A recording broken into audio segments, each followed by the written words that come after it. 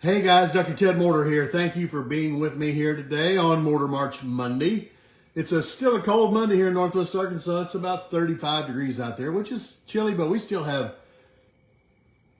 probably 6 inches of snow all over the place out here. It's been cold for a week. That's all right. But it made me think about some things while I've been inside. I've been doing some jobs, catching up on some things because it's so cold outside. I decided to come inside. And it made me think about my wood shop out here. I've got this beautiful wood shop, and it's a big shop. It's about 30 foot wide, 60 feet long. It's heated. I've got a wood stove in there and also a mini split. So it does a good job out there. Keeps it nice and comfortable. And I saw a post the other day where a guy says it's taken me 6 years now to finally have every surface in my shop covered with clutter and with, things that were not put away. And I got to looking at my shop, and Nevin, you'll get a kick out of this one because you've helped me clean up things around here before, Nevin and Julie. But I looked at this and I thought, oh my gosh, this is terrible. This is terrible. I'm kind of in that same boat. But it's such an overwhelming idea. I mean, I have probably 1, 2, 3, 4, there's probably 6 benches in there that are just covered with tools and things that, just not put away. I didn't live up to my expectations. Hi, Diane. Good morning. So I got to thinking, okay, so this is a big deal. And so I put it off now for probably 6 months. I haven't really been doing much out there with that. And that tends to drag me down in other things too. And this is going to be true with you. You think about things that you're putting off, that you haven't done because it's too big to conquer. And you put it off. And now all of a sudden, it's affecting other things in your life because now I can't do projects that I want to do because there's no room to build a project or build something on the table because the table's covered in wood stains and all kinds of sandpapers and tools and clamps, blah, blah, blah, all the things. So you think, well, how does that affect my life in general? Well, let me tell you, it stifles your creativity. All of a sudden, you're not creatively thinking anymore because there's no outlet for you to accomplish anything. It's not there because you have stifled the process. So in essence, what's happened is, this is with me. I'll go with me, and then you can figure out your own self on this, where you fall into this mix. But I'm just telling you what I'm experiencing. So I was doing jobs over at our house we have downtown Rogers now. We're fixing it up and remodeling it. It's a beautiful little place. And I lose my creativity because I don't have any way I can come back here and build the things I need to build in the shop and take them back over there because this is a mess. And so it's overwhelming, or as Sue would say, it's whelming. Hey, there's Fleming Farm. Good morning, guys. Sue would say it's whelming. So it is, to me, it just takes me out of the game. So I had to dig back for a bit and say, okay, how do I start this? Well, and this is my topic for the day. I said, think bigger, think smaller, bigger, smaller. To accomplish a bigger thing, you have to start oftentimes with a smaller thing. So you start doing something small. So what I've done, I've been working out there on different projects, and each day at the end of the project, I'll spend about maybe 30 minutes, and I'll just go around and pick up things and take them back where they need to go, back to the other end of the shop, and put things away, find the drawer it goes in, figure out what's going on. And I did that for about 30 minutes each day, and after about 4 or 5 days, all of a sudden now I can look in the shop and go, hey, I'm making some progress here. This is looking really, really nice. And that starts to create new ideas in my mind. New engrams are being formed, and new possibilities are coming up because of neuroplasticity in my brain. Now all of a sudden my brain's looking at this going, oh, what could I do over there? Oh, what could I do over there? Oh, remember that switch I need to rewire over here so I can turn that machine on easier, so I'll use that machine more often. Remember how I can hook the vacuum system up over to this thing so that when it turns on, I can turn it on automatically and it won't get sawdust in the air, which is going to mess up my lungs. See, all these things are tied together. And the challenge is when we don't start a project, when we don't start smaller, we tend to get overwhelmed and we won't do anything. So it just creates a roadblock. And in your life, I'd like you to think about that too. Where have you hit a roadblock? I'm just asking the question. Where have you hit a roadblock that you just can't get started? What have you been putting off for a week, a month, a year that needs to be done? What's that look like to you? So dig back and say, okay, here's the problem. I have this big project that I want to do in my life. It could be something in your business. It's not just cleaning up the shop.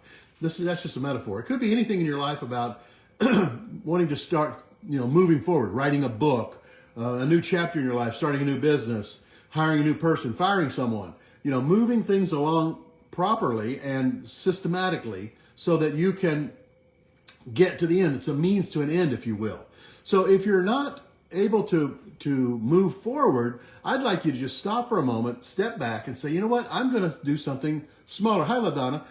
I'd like you to just think about something smaller. Usually, I'm a pretty big thinker. I think big about lots of things. But for this lesson today, think smaller. I started thinking smaller about 15 to 30 minutes a day, cleaning up my shop, putting things away. And now all of a sudden, after about 3 or 4 days, it's starting to look pretty good. Now I'm getting more creative. Same thing will be with you, I promise. Same thing will be with you. It's like I took classes way back about speaking on stage, and the instructor, he had a saying. He would say, ready, fire, aim. And I didn't know what that meant at first, but then I realized what he was saying. You're never going to get it perfect. You're never going to have everything perfectly in line, perfectly good enough. Your book will never be good enough until you write it and release it. It will never be good enough. Your job that you're going to go for will never come to you unless you just jump out there and do it. So it's like ready, fire, aim. And I was watching a video the other day about shooting pool, because I like to shoot pool. I'm not very good at it, but I like it. I'm interested in that, and I watch videos on how you aim and how you count the diamonds and the ball positioning and whatnot. And I heard him say, okay, you're aimed right now, just shoot it. Just shoot it. And I'm like, oh yeah, I guess that's true. Just do it. You just gotta, excuse me, you just gotta jump out there and do it sometimes. And that's how you move forward. Remember last week I talked about the line isn't just necessarily straight for your life. It zigs and zags and back and forth. If you're waiting on it to be perfect, you're never going to get anywhere. If you're waiting to learn how to cook that perfect dish on the stove that I made the other night, oh my gosh, it was so good. Morel mushrooms and chicken breasts, and it was nice. It was nice. And Philip was over here. My son Phil was helping me. We were cooking together, and he said, what do you think about this? I said, Phil, I don't know. Let's just do it. Let's just fire. Let's just go for it and see what happens. Oh my gosh, it was really wonderful. So I encourage you to do the same thing. Take it little bits at a time. Look for the things that you can accomplish. Shoveling snow in your driveway. Let's say you got a big driveway. Okay, I got a big driveway out here. What did I do the first day it started to snow? I put a little salt down, scraped off a little bit of area. Pretty soon I scraped a little more the next day, and then pretty soon I had it where I could walk and everything was good. But if you just think you're going to have to get out there and shovel snow for 4 hours, you're going to not only have a heart attack, but you're probably going to be really discouraged because it's too big of a bite. A lot of people take big bites, and I'm not saying you can't do that too. I'm a big biter. I like to fix things, and I want to do it now. Give me patience. Lord, give me patience now.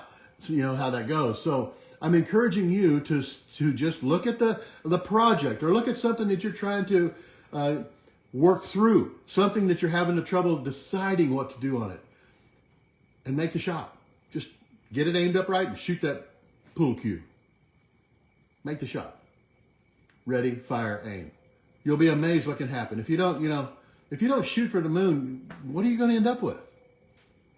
You'll end up with the same old thing you've always ended up with. And maybe that's okay for you, but it's not for me. I want to make sure that I move forward every single day of my life. I want to be a good example for the kids. I want to make sure that, hey, Paul, I want to make sure that the people that follow me and that send me nice comments and things on these posts that I make, that you're supported and that you feel like, well, okay, there's hope out there. There's hope for anything that can be done can be done. Simple as that. And if you're waiting around for somebody else to do it for you, you're probably going to have a pretty lonely and miserable life. It's not going to work out as like you'd like it to be, because you have to take charge. You have to fire and aim. You have to boom, boom. So that's what I'm thinking about this morning. I'm thinking about that. So I'm gonna be heading out to my shop in a little bit. It's still snow covered out there. I mean, there's probably a lot of snow. But I'm going to get back there. It's crunchy now because it's been melting, and I'm going to get the fire going in the wood stove, and I'm going to start cleaning up some more things, doing a few little projects, and all of a sudden the creativity is starting to flow. The juices will start to flow, and I'll think, oh, I could build that. Oh, I could do that. Look at that board over there. That's a cool looking board. What could I do with that? I could put that on the lathe. I could do any number of things. But you'll create that spark that gives you the idea that you can be, do, have anything you'd like in your life. As soon as you decide so. As soon as you decide that that's true, that's what will happen for you. Is it easy? No, it's not easy. Whoever told you life was easy? It's not true. Because people are there to take it away from you. So you have to be sure that you guard, you're in charge of what's happening in your life, and that you make proper decisions. You associate with the correct people that will be supportive of you. And all of a sudden things will start to fall into place. Things will fall into place. Things will fall into place. Hi, Jacqueline. You know it's true. You know what I'm saying is true. I mean, seriously, think about something in your life that just hasn't been working right, And it's because you're either trying to force it or you're trying to wait until everything's perfect before you pull the trigger on that, before you do that next move. And if you keep waiting on that, you're probably never going to get there, never going to make it. It's not going to happen. So I encourage you to think out of the box a little bit. Make it happen. Let those creative juices flow. Let them fly. And the more you let them out there, the more that comes back in here. That's the law of attraction. That's the way it works. So you want to get creative? Start creating. It's real simple. Start a little small and then work into something really big. And watch what will happen in your life. I think you'll be amazed. So I'm going to be thankful and grateful for creativity, because creativity means that I'm going to be able to do those bigger things, but I'm going to start smaller, because I'm good at those little smaller things. I'm pretty good at putting the screwdriver back over in the screwdriver drawer and the pliers back over there in the plier drawer and the clamps back over there where they go on the wall. I can do that. And once you do that, then you create the whole thing going forward about how your brain's working, how you're going to create all the things that you like to have come true in your life. Whew, that's a mouthful. But it's Monday morning. What can I say? So I'm going to be thankful and grateful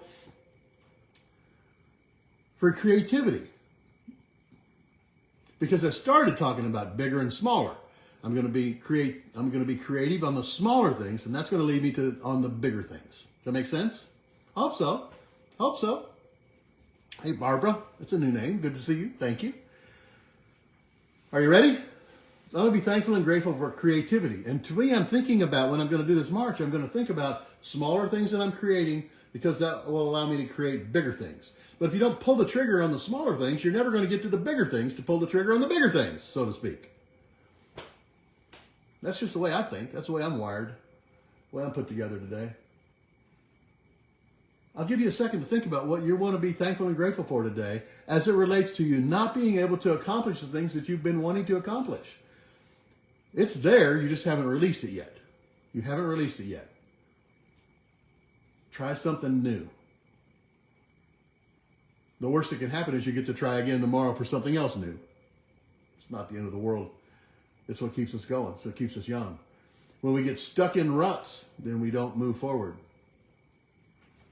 I'm going to be thankful and grateful for my creativity. I'm thinking about things that are smaller, all the way up to bigger creativity in my life. So you can think about all those things when you do this Morter March. Now you do the Morter March so that you get into this position with our leg out and our arm up and our head tipped.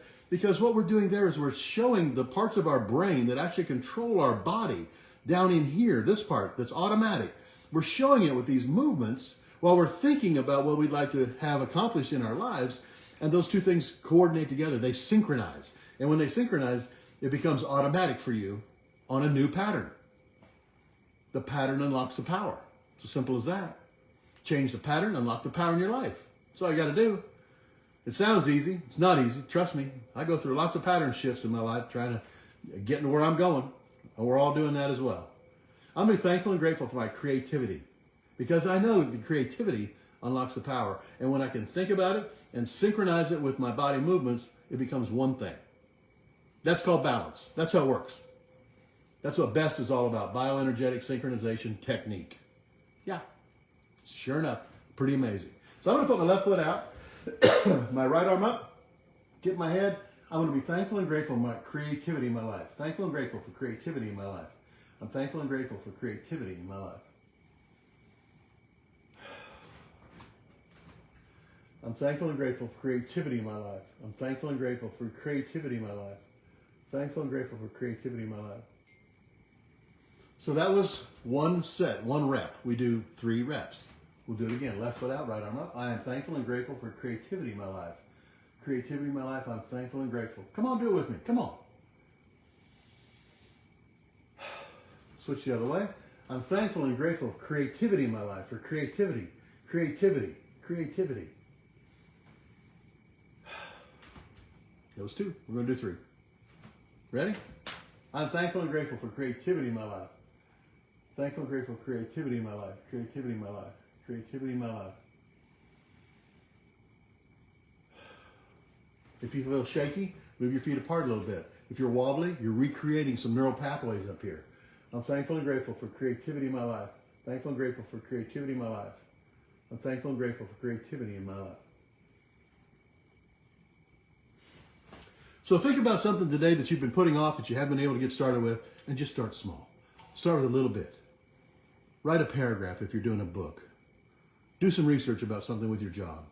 Figure out how you can help other people in the world. The more you bring out there, the more it comes back to you. Simple as that. I'm Dr. Ted. I'll see you next Monday. Go to Morter March Monday. Watch the videos.